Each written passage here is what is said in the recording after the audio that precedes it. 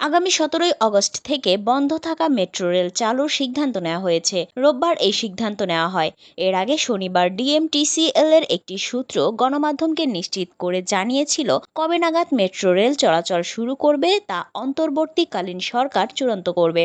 2 station ছাড়া 14 স্টেশনে metro rail যে কোনো সময় চালু করা সম্ভব। সিদ্ধান্ত পেলেই মেট্রো রেল চালু করা হবে। সূত্রটি আরও জানায়, মেট্রো রেলের সব ব্যবস্থাই সচল আছে, তবে দীর্ঘদিন বন্ধ থাকায় এর সকল ব্যবস্থা ঠিক আছে কিনা তা দেখার জন্য পরীক্ষামূলক চালানোর আন্তর্জাতিক রীতিও আছে। সেই ক্ষেত্রে উচ্চ পর্যায়ের অনুমতি পেলে পরীক্ষামূলক চলাচল শুরু করা হবে। তবে পরীক্ষামূলক চলাচল একদিন নাকি আরো বেশি করা হবে তা নির্ভর করছে ডিএমটিসিএল এর কারিগরি দলের ওপর।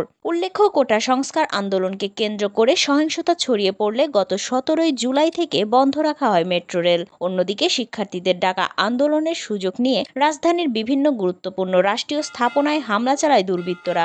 এর মধ্যে দুর্বৃত্তদের হামলায় ক্ষতিগ্রস্ত হয় মেট্রো রেলের কাজীপাড়া ও মিরপুর 10 স্টেশন।